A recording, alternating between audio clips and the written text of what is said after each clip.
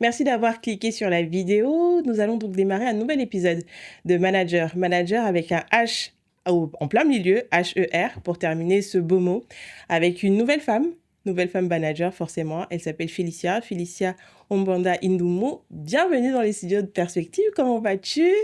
Merci Daphné. Écoute, merci. Oui, je vais très bien. Je vais D'accord. très bien. Je t'ai levé un samedi matin. Oui. J'espère que tu n'avais pas d'obligation professionnelle. Non. Non, ça va? Non, non. Ok. Alors, on va refaire un petit peu ton parcours professionnel. Mhm. De ce que je sais, et je vais beaucoup te laisser parler parce que c'est ton moment à toi. Mm.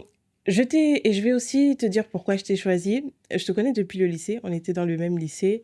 Et déjà, dès le lycée, je te trouvais très remarquable. Tu avais déjà une identité que je trouvais très affirmée, très forte.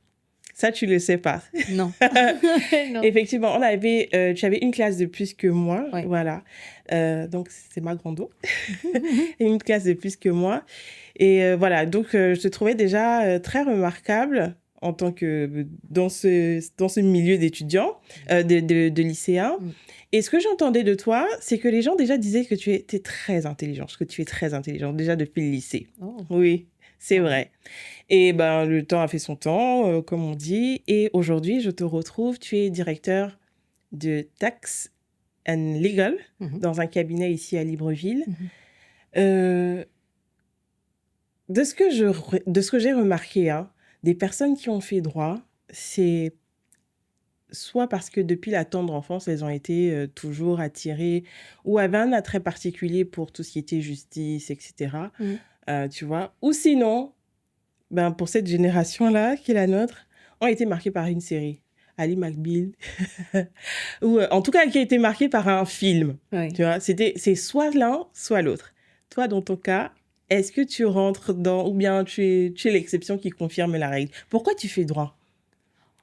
Alors, je fais droit, pas parce que je suis dans un environnement où il y a des juristes, pas parce que je suis marquée par une série ou quoi que ce soit, mais j'ai toujours voulu faire un métier qui impactait. Déjà, D'accord. je savais que mon métier allait impacter dans le futur.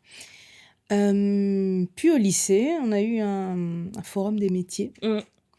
Et à l'époque, un notaire était présent au forum des métiers à présenter son métier. Je me suis dit, tiens, c'est ça que je veux faire, je veux être notaire. Je ne savais pas vraiment pourquoi. Ça me plaisait, la présentation était très bien, ça me plaisait et je voulais être notaire. Ouais. Et au moment de préparer mon dossier pour les différentes universités et la demande de bourse, Oui. donc, parce que c'est à ce moment-là que ça se fait, le notariat était... alors, c'était quelque chose que... Enfin, déjà passé par une licence généraliste de droit. Et on a donc mentionné sur mon dossier droit pour notariat. C'était ce que j'allais faire. Donc, c'est vraiment parce que j'étais séduite par ce notaire qui était là. Je vais donc faire droit pour faire notariat. Et le notariat implique notamment une bonne maîtrise du droit des biens. Et j'ai détesté ça. J'ai détesté le droit des biens. Donc, pour répondre à ta question, je fais droit parce que je voulais être notaire au départ. D'accord. Voilà. Ok. Bon, rassure-moi, tu as jamais regardé la série Ali McBeal? Pas du tout. Non, je n'ai pas regardé Ali McBeal. J'ai une autre série, Scandale peut-être. D'accord. Qui était pas mal et qui m'a... Aussi confortée. Oui, voilà, confortée. Mais j'ai toujours trouvé les séries qui traitaient des sujets juridiques un peu surfaits. D'accord. Et j'ai jamais vraiment aimé ça en réalité. Mais je les ai toujours trouvées un peu surfaites. Je me retrouvais pas vraiment. Ok, voilà. ça marche. Du coup, en quoi consiste en fait ton métier aujourd'hui et surtout tes missions en tant que directeur du juridique et du tax and legal en fait? En tant que directeur juridique et fiscal, mes missions sont au-delà du technique. Aujourd'hui, je rentre plutôt dans mais vraiment du management pur, de la stratégie pure, mais toujours avec cette dose d'aspect technique. Donc, c'est du conseil juridique et fiscal. Mon métier de base est conseil juridique inscrit et conseil fiscal agréé CEMAC. Donc, c'est ce que je suis. Si demain, je ne suis plus directeur juridique et fiscal, qui est ma fonction, je reste quand même conseil juridique et fiscal agréé CEMAC. Mon métier consiste à conseiller des sociétés, principalement des sociétés, des opérateurs économiques qui vont, sur la base des conseils que je donne, prendre des décisions qui vont ensuite impacter un certain nombre, des milliers de personnes, parfois des opérations à des coûts très élevés. Donc, c'est ça. Je conseille en matière juridique, je conseille en matière fiscale, parce que je connais les textes, parce que je sais structurer une activité juridiquement, je sais structurer également fiscalement une activité. D'accord. Quand j'ai regardé la série Suite, je me suis rendu compte en fait qu'en réalité, parce que, petite parenthèse, moi aussi j'ai voulu faire notariat, pas forcément par choix, mais c'est surtout par volonté de mon père. Allez, il me faut quelqu'un dans le droit, dans la famille et tout. J'ai fait école de notariat 1 année, et ce qui m'a profondément dégoûtée, c'était le fait, pendant mon stage, pendant 1 mois et demi, 6 semaines, en études, de ne parler à personne. Ça m'a profondément dégoûtée. Oui, Être c'est vrai. devant C'est un vrai. ordinateur, à taper, à rédiger des textes, des actes, et à ne parler à quasiment personne. Ça, je me suis dit, c'est pas possible. Je peux pas faire ça de 8h à 17h, c'est lourd. Et l'autre aspect qui m'a également réfuté, genre non, c'est pas possible, c'est que même pour les moments heureux, il préparait déjà les moments malheureux.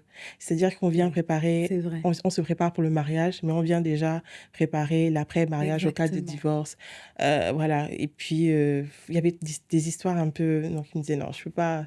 C'est trop bizarre, quoi. Des gens qui se... Voilà, un héritage, les successions, c'est difficile. Des gens qui... Ouais, je dis non. Bon, ça, c'était ma petite parenthèse et tout. Et quand je regardais Suite, et je m'en suis rendu compte en réalité que ce soit en cabinet d'avocat ou juridique, comme c'est le cas dans le cabinet dans lequel tu es, en réalité, aucune journée ne se ressemble. Non, effectivement. Aucune journée ne se ressemble parce que, déjà, on a la particularité avec notre métier de devoir aller chercher des marchés, chercher le business. On n'a pas de mandat, contrairement par exemple aux experts comptables, commissaires aux comptes, eux qui ont des mandats qui durent un certain nombre d'années. Donc, il faut aller chercher le business. Il faut aller chercher le business quand on le trouve. Ça dépend de la problématique que le client a. Ça dépend des enjeux que le client a, de son activité aussi. On n'a pas les mêmes enjeux pour un client qui agit dans le secteur bancaire qu'un client qui est dans le secteur pétrolier, par exemple. Ça va dépendre de tout ça. Donc, aucune journée ne va se ressembler. Tu vois, par exemple, cette semaine, j'ai eu une journée très longue avec un conseil d'administration qui a duré 5 heures. C'est une journée où j'ai passé 5 heures chez un client. Mais avant ces 5 heures-là, je suis déjà chez le client parce que je suis déjà depuis la veille chez le client parce que je prépare la réunion. Le matin, quand j'arrive au bureau, je suis déjà en réalité chez mon client. C'est juste le temps de prendre les éléments que j'ai préparés. Je passe 5 heures sur place. Quand je reviens, j'ai autre chose à faire, mais je n'aurai pas la même implication parce que j'ai déjà passé 5 heures. La journée d'après, j'étais au bureau, donc je peux plus me plonger dans des dossiers d'autres clients. Donc vraiment, ça dépend des missions, ça dépend des clients, ça dépend également des demandes qu'on reçoit finalement pour nos clients. Aucune journée ne se ressemble.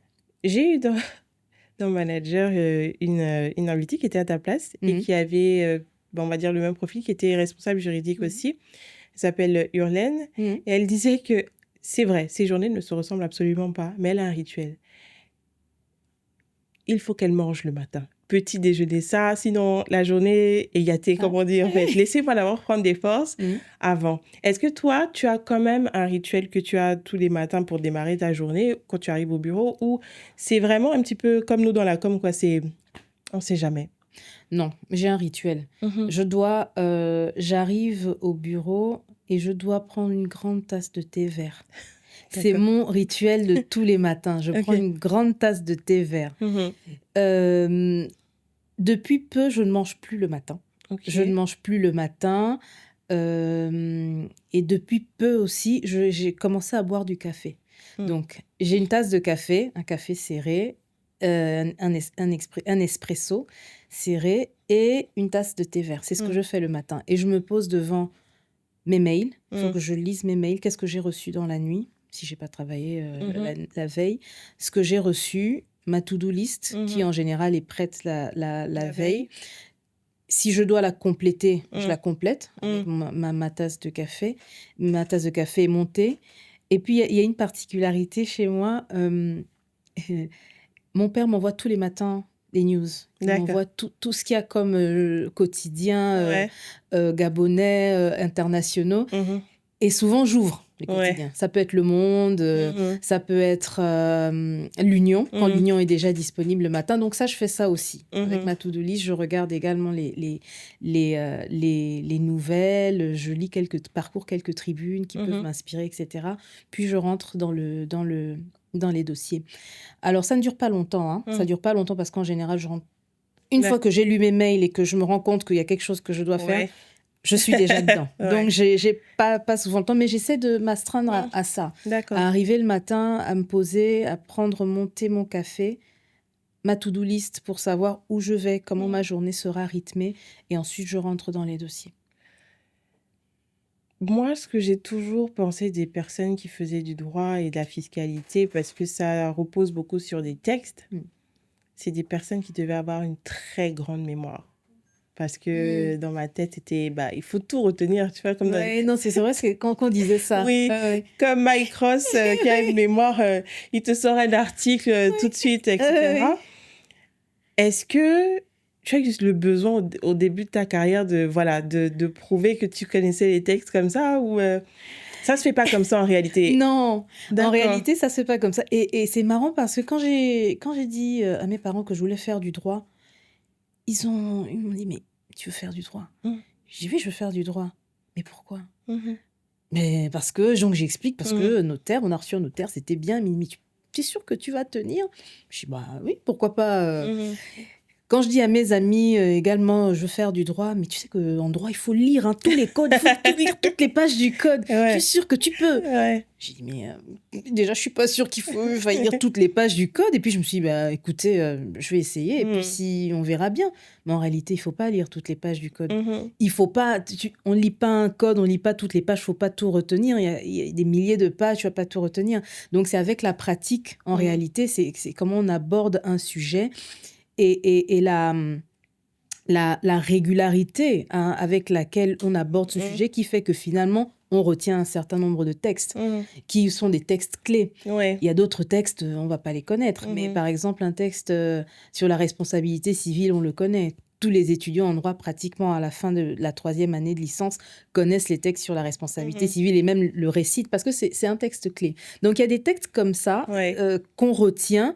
Effectivement, et quand on échange avec un non-praticien, ils ont l'impression qu'on connaît tous les textes. Mais en fait, non. Il y a des textes clés comme ça sur lesquels on travaille le plus qu'on va retenir. Et d'autres textes où, bien sûr, il faudra aller chercher. Donc, non. La mémoire... La mémoire va jouer son rôle et va aider effectivement parce qu'on aura pratiqué souvent.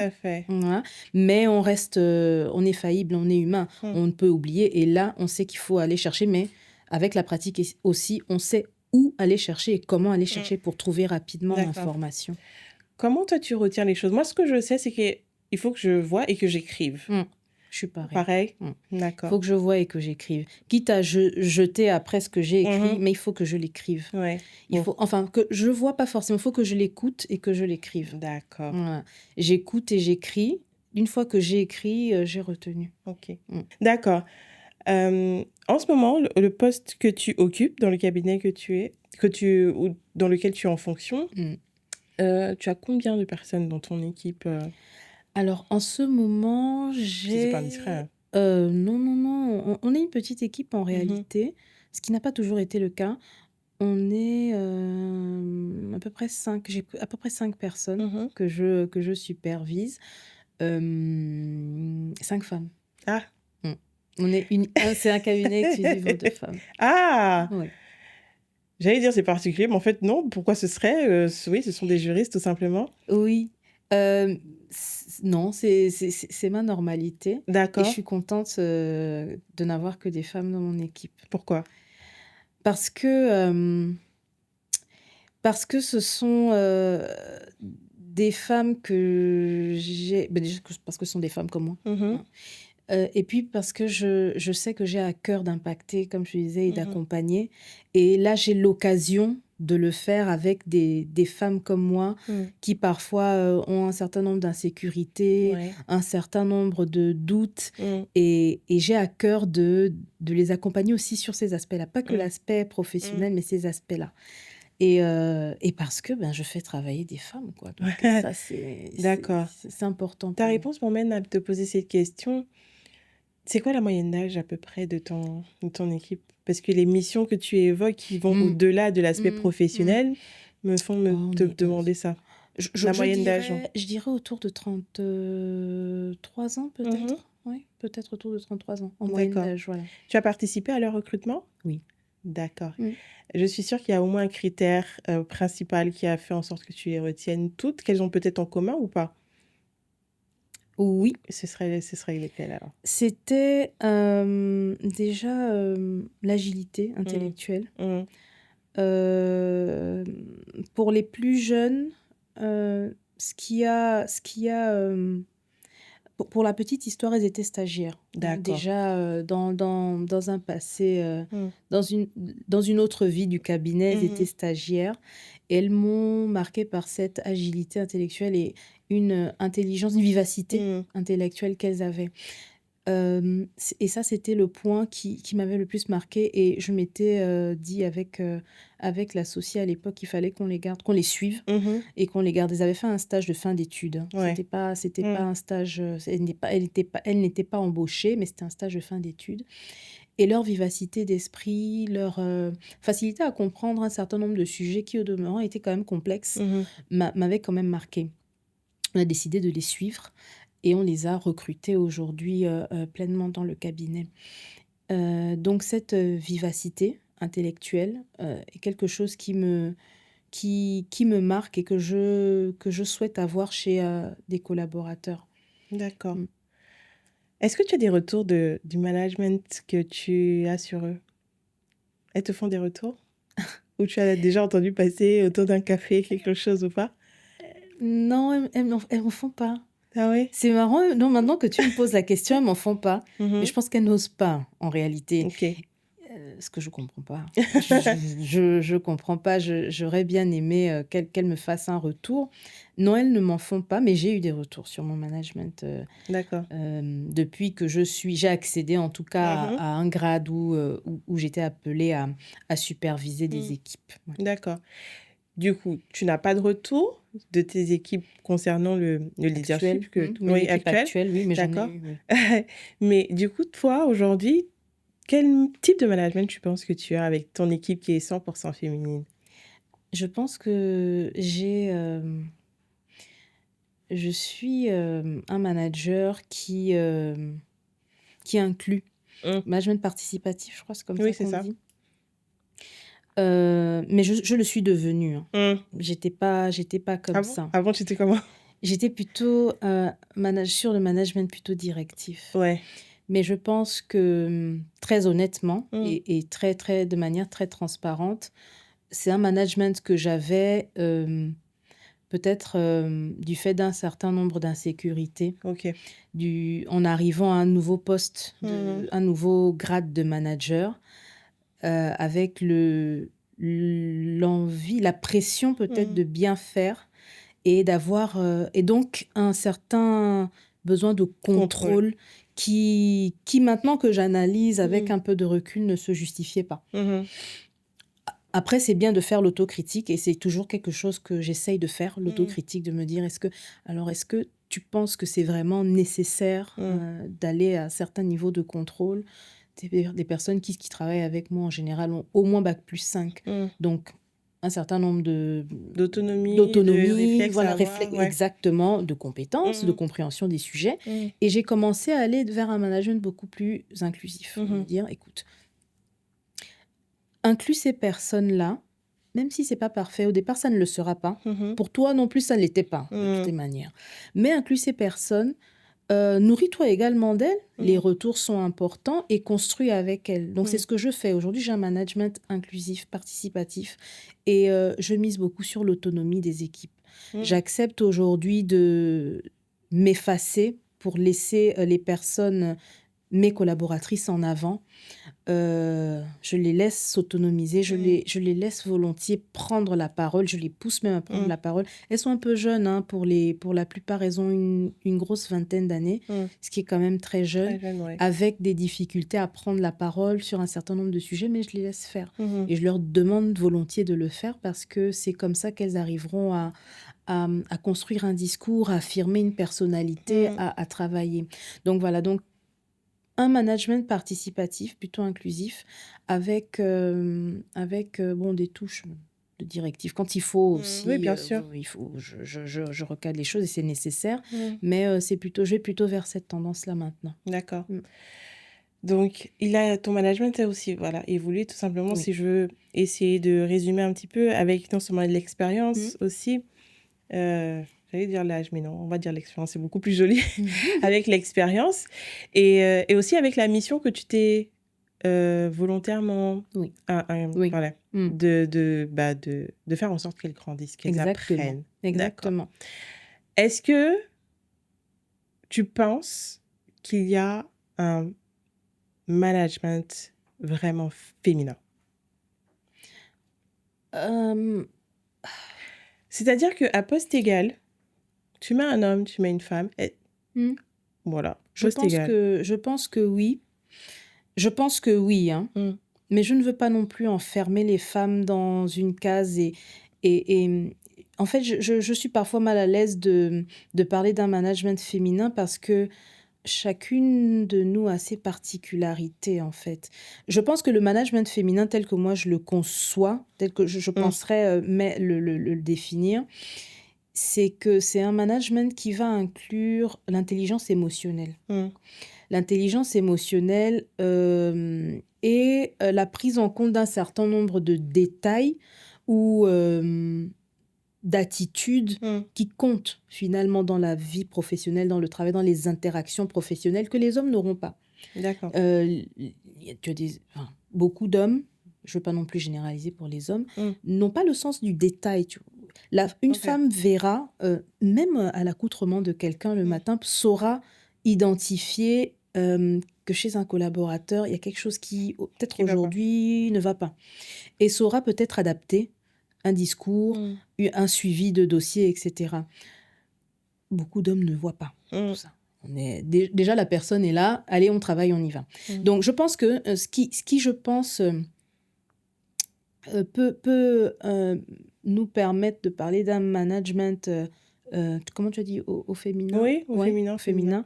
C'est peut-être cette touche d'intelligence émotionnelle.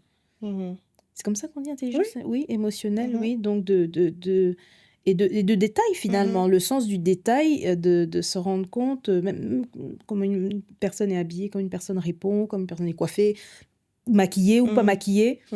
Et ça, les hommes ne le voient pas, maquillée, pas maquillée. En général, ils ne le voient pas, mais maquillée, pas maquillée, parfois, on dit, mais d'habitude, elle se maquille, aujourd'hui, elle n'est pas maquillée. Est-ce qu'il y aurait quelque chose? Et on saura comment l'aborder. On va pas lui demander pourquoi tu n'es pas maquillée, mais peut-être en parlant, on saura capter un certain nombre de choses. Donc, peut-être ça. Après, ce n'est pas toutes les femmes. Hein, parce que je sais qu'il y a des femmes aussi qui ne s'embarrassent pas de détails, même si elles les ont vues. Et c'est leur choix et c'est OK. Elles peuvent... voilà. Mais... voilà, sans enfermer les femmes dans un type de management, moi je pense que oui, on pourrait faire cette différence en incluant l'intelligence émotionnelle. D'accord.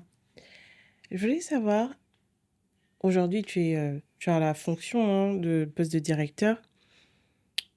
Est-ce que, je suis sûre que tu avais des aspirations quand tu as commencé, quand tu as eu ton premier stage, etc., que tu es revenu au Gabon, aussi t'es installé, tu avais forcément des aspirations. Est-ce que tu t'es dit que les tâches que tu fais aujourd'hui, tous les jours, c'est ce vraiment à quoi tu t'attendais et c'est ce que tu voulais faire? Parce que tu sais, il y a le poids de la fonction qu'on ne perçoit pas toujours quand on n'y est pas. Exactement. Exactement. Qu'est-ce qui est vraiment différent, du coup, entre être directeur de la fiscalité et du juridique et être tout simplement, par exemple, un team lead, tout simplement, tu vois? C'est, je pense que le plus différent, c'est la donne, le critère gestion des hommes. Hum, Je savais pas que c'était aussi difficile de gérer les personnes. Et je trouve que je trouvais déjà que mon métier était un métier quand même difficile avec les sujets que j'avais, le rythme qui était élevé. hum, Mais avec le temps, je me rends compte que c'était pas ça le plus difficile. mhm. C'était pas le plus compliqué parce que finalement, les réponses, tu les trouves dans le code. Ouais. Et tu vois, contrairement à toi, comme tu l'as dit au départ, moi, je suis quelqu'un, si je ne parle à personne de toute la journée, ça me dérange pas. Ça me dérange, mais pas du tout, du tout, du tout. D'accord. Je suis plutôt taiseuse et j'ai une problématique. J'ai mon code, j'ai Internet. Je peux passer la journée à travailler et je délivre. Ouais. OK? Je délivre, je sors mon rapport, je réponds à une question. Mon manager, à l'époque, quand j'étais pas encore manager, me fait des feedbacks, je les prends en charge. Hum, J'ai terminé ma journée, je rentre chez moi, c'est terminé. mhm. En accédant à des grades beaucoup plus élevés, on se rend compte que tout le monde n'est pas comme soi. Hum, Il y a des personnes qui n'auront pas la même implication, le même engagement. ouais. Qui pour moi, un engagement qui était évident, hein, un Hum, engagement à répondre à un client, à rester là à des horaires pas mhm, possibles. Tout le monde ne l'a pas. Et ça, il faut le comprendre. mhm. Il faut le comprendre, Et l'accepter. il faut l'accepter parfois ou pas. Ouais. Ou si on ne l'accepte pas, dire qu'on ne l'accepte pas Ouais. et être courageux pour dire que je n'accepte pas cette manière de travailler. Hum, Parfois, on accepte parce que, bon, au départ, on vient d'accéder à un poste de manager, on veut être bien vu ouais. hein, aussi Tout de à ses fait. collègues, de personnes qui sont nos collègues. Au demeurant, quand on sort de là, on se parle, Hum. on peut aller manger ensemble ou pas d'ailleurs. Bon, du Euh, moins, on veut pas avoir l'étiquette de la voilà, on méchante. ne veut pas avoir Ouais. l'étiquette de la méchante. Et ça aussi, il faut apprendre. Ah, ouais. Il faut apprendre à le faire, prendre ce courage-là d'assumer. Bon, mais je suis pas d'accord avec ça. Qu'est-ce que je fais? Mhm. Je le dis à mon collègue ou à ma collègue ou je prends sur moi. Voilà. Donc ça, c'était c'est ça qui, je pense, était le plus différent dans l'évolution que j'ai connue. Au départ, j'étais vraiment dans l'aspect technique et je travaillais mes dossiers voilà, avec les feedbacks qu'on me fait. Mhm. Quand il a fallu gérer des personnes qui sont très différentes de moi, Mhm. professionnellement, même humainement, hein, qui viennent d'autres milieux, avec une éducation ou alors une vision différente de la vie, du milieu professionnel, ça, ça s'apprend, mais ça peut être compliqué. Ouais. Et c'est ça la différence, je pense. D'accord. Tu t'en sors mieux maintenant? Ça va? C'est toujours difficile? Je pense que je m'en sors mieux. Ouais. Je pense que je m'en sors mieux maintenant. Et je pense que tu as surtout accepté que ça fait partie du poste, ça fait partie du job. Exactement, exactement. Et puis avec le temps, Mm. finalement, on apprend à aborder un certain nombre de sujets, de situations, d'appréhender un certain nombre de situations. Je m'en sors mieux. Je relativise aussi beaucoup. Mhm. Je Ça aide. relativise aussi Mm. beaucoup, ça aide. Et j'affine finalement mon type de management et de manière d'interagir avec les gens. Donc oui, je pense que je m'en sors beaucoup mieux. D'accord. Félicia, qu'est-ce qui fera en sorte que quand tu arrives au bureau à 8h, à 8h02, tu sais que ta journée sera pas bien? Ça va être vraiment une journée catastrophique. On enlève le fait que tu n'aies pas bu ton café, tu n'aies pas bu ton thé. Alors là, aujourd'hui, là, Ouais. il en faudra Il en beaucoup. faut beaucoup? Ah oui, ouais, parce que vraiment, j'ai vraiment appris à relativiser. Et c'est pas juste un 20 mots. J'ai vraiment appris il en faut beaucoup. Ce sera peut-être une humeur de quelqu'un Mm. ou alors comment le dire? Une manière d'agir de quelqu'un qu'on voudra m'impacter, Mm. qui qui aura, par exemple, la volonté de m'impacter Oui. ou de mettre quelque chose sur le dos, Mm. comme on dit. Ça peut peut-être m'irriter. Mm. Ça va m'irriter parce que je pense que chacun doit assumer ses Oui. responsabilités et quand je sens également que c'est Ouais, injustifié. injustifié. Voilà. Mais vraiment, aujourd'hui, il en faut vraiment beaucoup. Il D'accord. y a très peu de choses qui vont gâcher ma journée de travail, vraiment. D'accord. Vraiment. À l'époque, c'est peut-être, oui, la réponse d'un client, puis la pression qu'il y a derrière, qu'on va me mettre, il faut qu'on réponde au client, on est en retard. Ça, à D'accord. l'époque, ça aurait pu me gâcher une journée, voire une semaine. Mm. Aujourd'hui, oui, c'est vrai qu'on est en retard. On peut être en retard, mais le client, on peut l'appeler. On peut lui expliquer qu'on est en retard, on s'excuse pour le retard. On prend le dossier en compte, on va le mettre en priorité, par exemple. On s'engage sur un délai. Voilà. Et c'est apaisé, c'est passé. Donc, ma journée peut très bien se passer. Très bien. Je te souhaite d'avoir le maximum d'aussi belles journées. D'aussi belles journées. Les juristes sont un peu... En tout cas, le domaine dans lequel vous évoluez me fait beaucoup penser à nous, communicants publicitaires, parce qu'on travaille avec des clients qui sont dans différents secteurs d'activité. Et ça nous pousse à connaître beaucoup de choses. Aujourd'hui, avec l'expérience, est-ce que tu as, j'allais dire une appétence, mais est-ce qu'il y a un secteur d'activité dans lequel tu te sens le plus à l'aise à délivrer, à donner des conseils, où tu te verrais peut-être bien travailler comme directeur juridique ouais, tu vois ce que je veux dire? Ou pas du tout, peut-être. C'est peut-être la transversalité justement des secteurs et des clients que tu as, mais s'il fallait en choisir, si tu devais faire un top 3.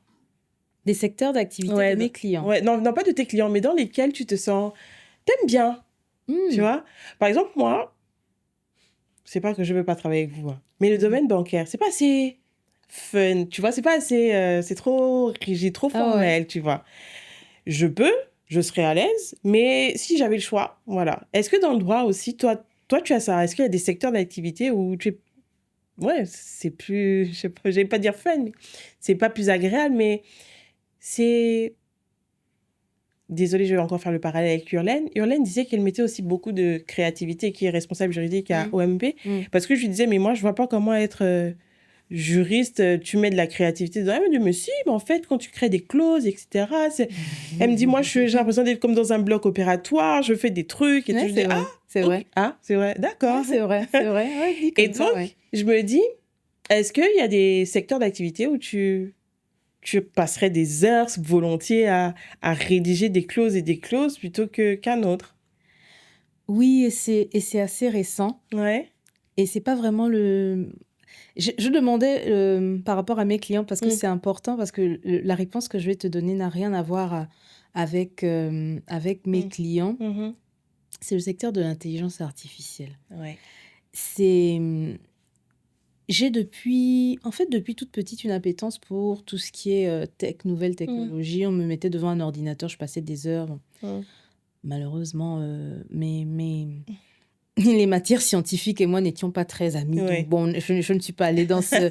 J'ai pas choisi cette filière-là. Mais aujourd'hui, l'intelligence artificielle et tout ce qu'il y a autour est le secteur dans lequel je m'éclate le plus. Je pourrais passer des heures à travailler dessus. Alors, quel est le lien avec le droit? Parce que beaucoup n'en voient pas. L'intelligence artificielle, c'est scientifique, hein, c'est un sujet scientifique. Mais en fait, comme j'explique souvent sur plus en plus de panels sur lesquels je passe et je demande à passer, et c'est à dessein, c'est qu'en fait, l'intelligence artificielle n'existe pas sans données. Elle est alimentée à la donnée. Les réponses que donnent les robots d'intelligence artificielle conversationnelle proviennent de données sur lesquelles ils ont été alimentés, nourris et alimentés. Et la donnée est réglementée. Il y a un cadre de réglementation des données. On a aujourd'hui au Gabon la loi sur la protection des données personnelles, parce que les données se rapportent à des personnes. et que une mauvaise utilisation de ces données peuvent avoir un impact sur les personnes, les humains, enfin nous. Hein. Et l'intelligence artificielle n'a pas, au premier abord comme ça, on n'a pas l'impression qu'il y a un sujet juridique, mais il y a un vrai sujet juridique derrière. Et comme l'intelligence artificielle commence à prendre de plus en plus d'ampleur, va changer les métiers, les manières de travailler, il faut une gouvernance de l'intelligence artificielle. Mais la gouvernance de l'intelligence artificielle, c'est prévoir un cadre légal très souvent. Comment est-ce que l'intelligence artificielle va être utilisée? Par qui? Qu'est-ce qu'on peut y mettre comme données? Si jamais les décisions qui sont prises sur la base d'une intelligence artificielle impactent négativement une personne, entraîne un préjudice, comment est-ce qu'on encadre la responsabilité de cette personne? Donc, mettre en place un régime de responsabilité lié à l'utilisation de l'intelligence artificielle. Et donc, ça, avant de rentrer dans cette gouvernance et donc de prendre un certain nombre de textes qui vont gouverner, encadrer l'intelligence artificielle, il faut la comprendre. Il faut comprendre ce que ça implique, comment ça fonctionne. Il faut savoir que c'est pas juste magique. On pose une question, on a une réponse. Derrière, il y a un certain nombre d'implications en matière technique, mais également en matière de traitement des données. Et ça doit être encadré si on ne veut pas être juste submergé et ne plus rien contrôler après. Et c'est là où je me positionne. Je me positionne à deux endroits. Déjà, en me rendant compte, dès maintenant et depuis quelques années, que l'impact de l'intelligence artificielle sur mon métier, et peut-être que mon métier va disparaître demain. Je ne pense pas. Hein, il y en a qui le pensent, mais moi, je ne pense pas. Mais au moins, il sera différent. Il sera complètement différent de ce que je fais aujourd'hui. Il y a un certain nombre de logiciels d'intelligence artificielle qui permettent de sortir des consultations entières, des contrats entiers que faisaient des juristes avant. Donc, mon métier va forcément changer. La création de valeur ne sera plus dans ce que je vais produire comme travail intellectuel, mais peut-être la manière dont je vais le revoir, la vitesse à laquelle je vais le produire. Et là, c'est une compréhension qui est très importante pour les juristes. Donc, je me place déjà à cet endroit-là en disant, en essayant de sensibiliser mes pairs juristes en disant que notre métier va changer. Il faut comprendre l'intelligence artificielle et savoir comment l'utiliser comme un outil qui va vous permettre d'améliorer votre travail. Et d'un autre côté, sur le pan gouvernance. Donc, intervenir pour régir l'utilisation de cette intelligence artificielle dans l'objectif d'un encadrement et d'une utilisation éthique pour qu'elle n'ait pas un impact négatif sur les hommes. Donc, c'est un sujet qui me passionne et je pourrais travailler dessus, mais toute une journée, vraiment. Je sens même que plus que toute une journée, ça c'est sûr. Non, c'est vrai. Et je t'invite, mais vivement, à continuer à travailler dessus, comme tu l'as dit, avec tes confrères, avec tes pairs, parce que ça a un impact aussi, nous, sur notre métier, forcément, parce que nous, on l'utilise. Et puis, au quid du droit. Exactement. Quand on génère une image, une vidéo, etc., on sait très bien que ça a été fait parce que y a de la donnée qui a été fournie. Donc, quelqu'un peut se lever pour dire, en fait, non, c'est... Exactement. Sur la génération de contenu, les questions de propriété intellectuelle vont également être impactées. L'originalité, finalement, du contenu, la création va être remise en cause quand un contenu qui, avant, même un film, même un court-métrage ou un livre qui est généré par l'intelligence artificielle, met à mal des auteurs qui prennent un certain nombre de temps qui est nécessaire pour monter un scénario, le revoir, ou alors un script de livre, le rédiger.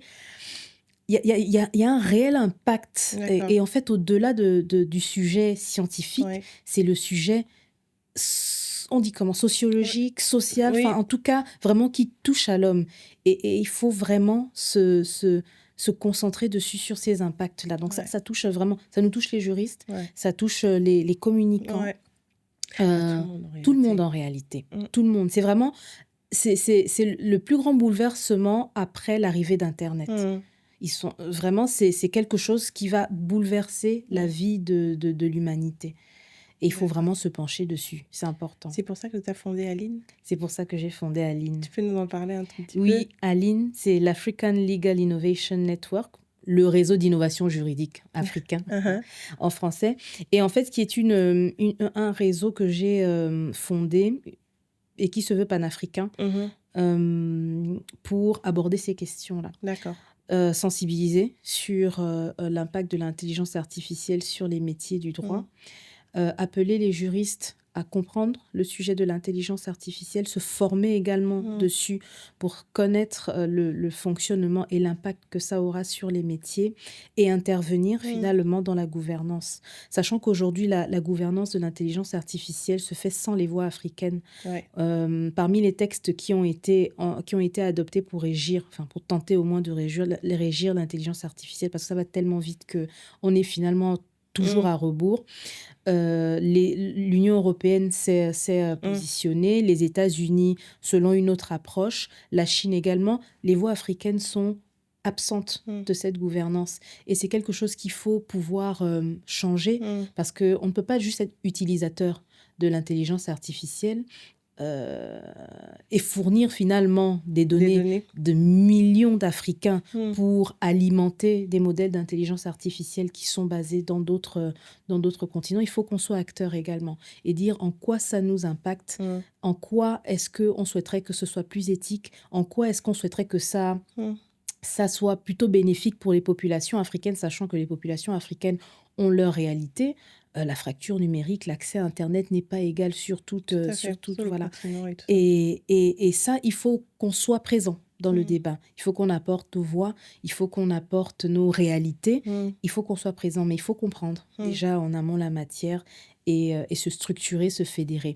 Il y a un cadre d'intelligence artificielle, un certain nombre de directives en matière d'intelligence artificielle qui ont été dictées par l'Union africaine.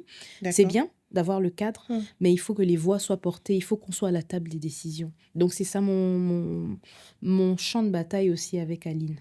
D'accord, on te pousse. En tout cas, moi personnellement, je te pousse, je te soutiens. On en a besoin et je pense que... Et il ne faut pas que ce soit le cas, mais c'est urgent. C'est urgent. C'est urgent. C'est maintenant, c'est pas demain. Je savais que ça allait être passionnant. Il nous reste moins de 10 minutes à passer ensemble. Donc, on va passer à la deuxième partie du podcast. Je le dis à toutes mes invitées, je n'aime pas parler de la vie privée parce que c'est privé, mais j'ai besoin de savoir comment tu articules ta vie en dehors de ta vie professionnelle. Tu vois, ta vie sociale, familiale, spirituelle, etc. Parce que j'ai lu quelque part qu'un être humain avait cette dimension. Donc, il y avait la dimension sociale, familiale, professionnelle, etc. Je sais, tu es mariée, tu as 2 enfants. Je sais que à l'époque, quand tu étais venu à un événement familial d'une amie, et tu courais après le deuxième qui est très turbulent. Exactement. D'après ce qui se dit, les deuxièmes sont toujours des... Oui, c'est ça. Il a confirmé la règle, oui. D'accord. Et je pense que... Est-ce que tu dirais que la maternité a changé quelque chose dans ton management, dans ta manière même de... Ouais, en quoi? Oui, oui, ça a changé énormément de choses dans mon management. Excuse-moi, je vais te couper. Qu'est-ce que Félicia faisait avant quand elle n'était pas maman? Qu'elle a arrêté de faire parce que maintenant elle est maman. Tu vois, mais sur le plan professionnel, tu vois ce que je veux dire? Tu arrives à comprendre ou pas? J'ai eu une invitée, Rebecca, qui disait « Maintenant, je suis plus patiente. Je suis même plus attentionnée. J'amène même les croissants à ma team, en fait. » Tu vois? Elle m'a dit ça et ça m'a fait sourire. Bon, moi, je fais ça, mais je ne suis pas encore maman, tu vois? Je fais ça et puis je me suis dit « Ah bon, c'est vrai qu'elle, apparemment, elle n'était pas très attentionnée. » Mais qu'est-ce qui t'a fait peut-être affiner, adoucir, accentuer un trait de caractère? Que ce soit qualité ou défaut, d'ailleurs, depuis que tu as été maman. Bonne question. Et je pense que tu me poses une colle. C'est vrai? Oui, peut-être la patience. La patience, peut-être, oui. Peut-être que je suis un peu plus patiente et plus conciliante. Conciliante, oui. Ouais. Je suis plus conciliante et oui, plus patiente. Et j'ai également redéfini mes priorités. Ouais, la base. J'ai redéfini mes priorités. J'ai fait le choix de mener une carrière professionnelle et une vie familiale épanouie, solide et épanouie. Et donc, j'ai équilibré les priorités. J'ai mis au rang de priorité peut-être un peu plus élevé que l'aspect professionnelle, ma famille. Et j'ai aussi... Ah, il y a aussi un aspect, j'ai demandé... on dit souvent en cabinet qu'il faut demander du feedback, donc des retours de nos travaux. J'ai demandé du feedback aussi à la maison. D'accord. J'ai demandé Ah, aussi c'est du génial feedback à ça, la maison. J'ai dit, comment... C'était pas facile à à entendre. encaisser, hein, à entendre. Ouais. C'était pas facile, mais ça m'a servi parce que j'ai adapté aussi à la Mm. maison un certain nombre de choses. Peut-être parce que ce sont des films, hein, et puis Mm. très souvent, voilà, on se base sur ces fictions-là pour avoir malheureusement ou heureusement, je sais pas, des stéréotypes. Mm. Et moi, j'ai toujours eu l'impression que la vie en cabinet, c'était toujours très... Bon, je vais utiliser le terme pas péjoratif, mais voilà, il y avait beaucoup d'émulation. Mais en réalité, c'est que c'est très... Il y a souvent des petites guéguerres, tu vois, genre, Oui, beaucoup. il faut que je monte rapidement ou plus vite, Mm. etc., que d'autres. Et la maternité, c'est pas forcément, voilà, je vais le dire aussi, voilà, disclaimer, c'est pas seulement parce que j'ai une juriste en face de moi, mais c'est vrai que la maternité a toujours été un point, pas bloquant, mais un sujet d'intérêt pour une femme qui voulait avoir une carrière Mm. professionnelle épanouie et ascendante, hein. C'est-à-dire, elle se posait toujours la question à quel moment je vais avoir mon bébé. Mm. J'ai une de mes sœurs qui travaille dans un grand groupe bancaire et quand elle a commencé, son chef lui a clairement dit, par exemple, pas de bébé avant le CDI. Mm. Oui, oui, oui. Ah, toi aussi, tu as déjà entendu ça. J'ai entendu ça en cabinet. Ah, ok. Oui, au cabinet, quand je suis rentrée en cabinet, pas de bébé avant le CDI.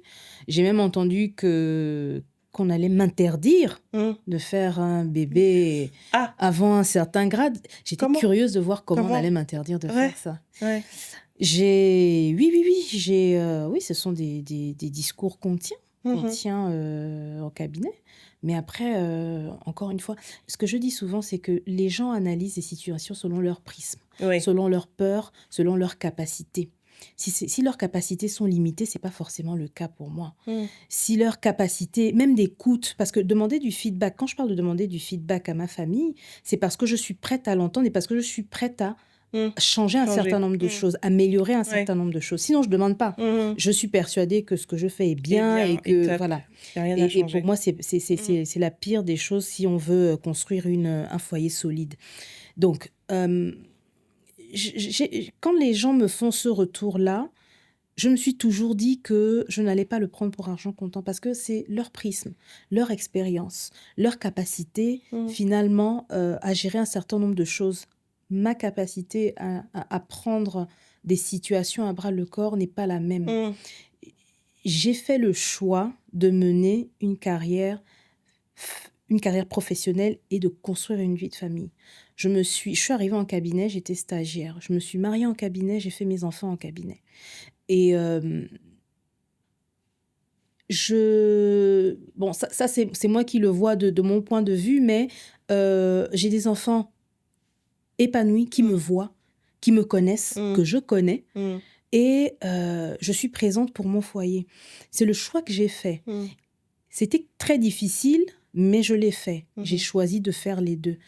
Je sais que, par exemple, ma mère qui me disait « Mais pourquoi tu fais ça? Mais pars du cabinet, regarde tes horaires, tes enfants t'attendent. » Je disais « Maman, t'inquiète pas, je sais. » Pendant que je ne suis pas là, et je ne le fais pas tous les jours, je me suis arrangée avec mon époux pour qu'il prenne en charge un certain nombre de choses. Je ne vais pas le faire tous les jours, parce que ce serait injuste que moi, Ouais, bien sûr. je m'implique plus et que lui soit... voilà. Parce que lui aussi a une carrière à construire. Ouais. Donc, je sais comment je gère et je dis souvent que dans ces choix-là, c'est vrai qu'il y a le prisme des personnes et les capacités qu'on a, mais le choix du partenaire de vie est extrêmement important. Donc ça aide aussi pour embrasser un certain nombre de sujets et pour construire une carrière solide quand on a des ambitions. Ça aide extrêmement à atteindre un certain nombre d'objectifs. D'accord. Bah, je te continue de toujours aussi bien parfaitement jongler. Oui. Parce que les femmes que j'ai reçues ne se rendaient pas forcément compte de ce qu'elles faisaient. Parce que, comme dit une très bonne amie à nous, Naïké, qui dit, ben, adjust to me. C'est juste moi, en fait. On ne se rend pas forcément compte. On ne se rend pas compte. Mais comme je t'ai dit, depuis le lycée, moi, j'avais déjà vu que tu avais en tout cas, personnalité très remarquable. Et ça ne me surprend pas aujourd'hui que tu sois là où tu es. Et je sais compter sur non seulement tes valeurs, mais ton travail et aussi tes fortes ambitions d'aller encore plus loin. 2 minutes. On a le chrono qui est là. Je vais te demander 2 dernières choses. Non, peut-être 3.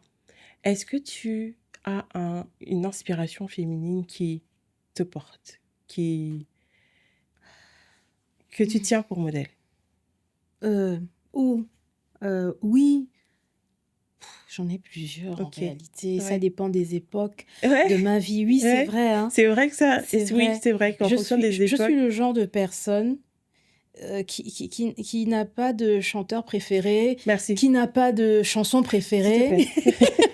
je suis ce genre de personne qui n'a pas de film. Bon, j'ai eu un film préféré, mais voilà. Donc, ça dépend. Des époques, des périodes de ma vie. J'ai eu comme inspiration Michelle Obama a été une de mes inspirations. J'ai beaucoup aimé Michelle Obama. Puis j'ai écouté le podcast de Léa Salamé où j'ai écouté un épisode avec Christine Lagarde. Magnifique. J'ai été séduite. Je me suis dit, mais j'ai jamais connu Christine Lagarde sous cet angle-là. Je crois qu'il est dans ce livre. Parce qu'elle a décliné. On va vérifier ensemble après le podcast. Et à une époque, c'était Christine Lagarde. Je suis allée regarder son parcours. Elle était en cabinet, elle a fait ci, elle a fait ça, elle est rentrée au gouvernement. Elle a eu des enfants. Elle a eu des enfants. Ça se voit pas. Ça se voit, exactement. Donc, tu vois, ça dépend. Ça dépend aussi de comment je me nourris, ça dépend. D'accord. Ça dépend des jours. Quel est le trait de caractère? Je ne sais pas si j'ai déjà posé cette question, mais Félicia, qui avait 4 ans, 5 ans, 6 ans, quel est le trait de caractère que tu penses avoir conservé et qui te permet d'être la femme épanouie, j'ai envie de dire, d'utiliser ces termes, parce que c'est ce que je trouve que tu dégages, en tout cas stable, et voilà, aujourd'hui, qui te permet d'être la manager que tu es aujourd'hui? Je pense que... Moi, j'ai une petite idée, mais vas-y. C'est vrai? Je sais. Maintenant que tu j'ai envie de l'entendre. Désolée. Non, j'y vais. Vas-y. Je pense que c'est... Je pense, mais c'est peut-être mon caractère non influençable. Ouais, c'est exactement ça. Tu as toujours su dire ce que tu voulais. Exactement. Et j'ai toujours remarqué que c'était pas toujours... C'est pas dans l'intention de blesser, de faire mal, mais c'est juste le besoin. J'ai besoin de dire ce que j'ai à dire. Et voilà. Et même, non, je suis pas... J'essaye au maximum d'être en phase avec ce que je pense, ce que je suis, mes principes, et d'être alignée. Et ça, depuis le lycée. Au lycée, tu sais, c'est particulier, on est adolescent, il y a des groupes d'amis, des machins. Et c'était pas vraiment mon truc. La fame, c'était pas... Et parmi les amis que j'avais, c'est pas méchant, ce sont mes amis. C'était les personnes qui n'étaient pas dans les groupes célèbres, tu vois. Mais jusqu'aujourd'hui, ce sont mes amis. J'ai parlé encore avec l'une d'elles qui est arrivée, je pense qu'elle est arrivée en première ou en terminale, elle n'avait pas du tout d'amis. Elle avait aussi un prénom particulier qui n'aidait pas. Et elle était un peu spéciale et avec un humour très spécial, des traits décalés que beaucoup ne comprenaient pas à l'époque. Et moi, ça me fascinait. J'adorais son humour. Et elle m'a encore fait une blague de son humour. Et je lui ai dit, mais toi, ton humour qui m'a toujours... Et voilà, donc c'est... Et je suis comme ça. J'essaie de ne pas me laisser influencer par la vie des autres, la manière dont les autres fonctionnent, et même au travail.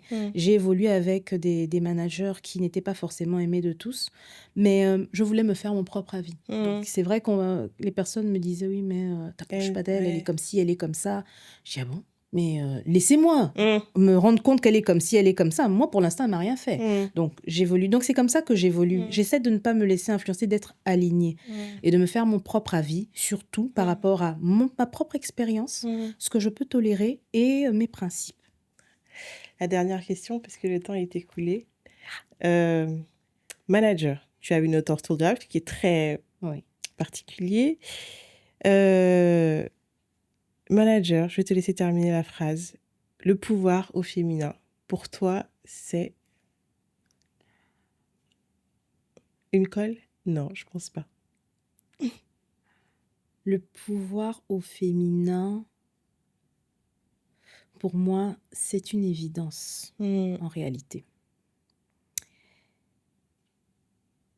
Mais les faits et la société démontrent le contraire. Les femmes sont très puissantes. Toutes les femmes, pour moi, sont puissantes à leur niveau. Donc, pour moi, le pouvoir au féminin, c'est une évidence. Mais il faut pouvoir le structurer, le travailler, trouver l'aspect chez la femme qui va lui permettre de révéler ce pouvoir. Ouais. Et que la femme accepte qu'elle est puissante. J'ai droit à une petite anecdote pour terminer. On a fait un atelier sur la gestion financière. J'assistais à un atelier sur la gestion financière avec Vanessa. Vanessa Attendez, que tu connais peut-être. Et à l'entame de l'atelier, elle nous a demandé aux participantes de décrire une qualité qu'on aimerait avoir. Chacune a décrit donner une qualité. Donner une qualité. J'aimerais être, je sais pas, célèbre. Beaucoup de qualités. Et Vanessa, en lisant les réponses de chacune, elle dit, mais c'est marrant, à chaque fois que je fais cet exercice avec des femmes, le mot puissante ne sort jamais. Les femmes ne veulent pas être puissantes, alors qu'elles le sont. Tu demanderas à un homme ce qu'il veut être, beaucoup d'hommes vont te dire, je veux être puissant. Parce qu'ils ont conscience de cette capacité qu'ils ont. Et les femmes ne l'ont pas. Elles sont encore trop enfermées. Et je me suis rendu compte de cette autocensure parfois qu'on a. Et depuis, quand j'essaie de mettre en place un certain nombre de souhaits que je veux pour moi, je mets l'adjectif puissance. Je veux être puissante. Mais pas puissance parce que je veux contrôler ou alors je veux être au-dessus de quelqu'un. Je veux être puissante. À un certain niveau d'action, à un certain nombre de décisions que je vais prendre dans ma vie, mais j'ai inclus comme objectif le fait d'être puissante. Donc pour moi, le pouvoir au féminin, c'est une évidence, c'est là, mais il faut pouvoir le faire ressortir et le structurer. Merci beaucoup, Félicia. En tout cas, moi, c'est ce que je te souhaite, que ta puissance se décuple encore plus, qu'elle se magnifie. Je te souhaite d'avoir une très longue carrière. Merci. D'avoir des enfants en bonne santé qui continuent toujours de faire courir et crier. Et merci infiniment d'avoir accepté ce podcast. On n'a pas vu le temps passer. Je pense qu'on aurait pu faire 2 heures. Hein. Oui. Merci Daphné. Merci de m'avoir donné la parole. C'était, j'ai pas vu le temps passer. C'était très, très bien, passionnant. J'ai aimé échanger avec toi. Merci. Merci beaucoup. Merci infiniment. Nous, on espère à Studio Perspective que vous avez aimé ce contenu. Je le dis à chaque fin d'épisode. Si vous avez connu Félicia, si vous connaissez Félicia comme moi depuis le lycée, mettez-nous des commentaires. Vous avez été étudiants ensemble, mettez-nous des commentaires. Et aussi à ces collaborateurs, mettez-nous des commentaires de vraiment... Faites-nous vraiment les feedbacks là, en commentaire. Laissez-nous justement un ensemble d'avis. N'oubliez pas, activez la cloche de notification, abonnez-vous, ça nous fait plaisir, c'est bien pour l'algorithme aussi et ça fait en sorte que nos contenus soient visibles par le plus grand nombre parce qu'on sait très bien que ces femmes sont puissantes et qu'elles ont plein de choses à partager avec vous. Moi, je vous dis à très bientôt pour un prochain épisode de Manager et plein de puissance aussi à vous. À bientôt.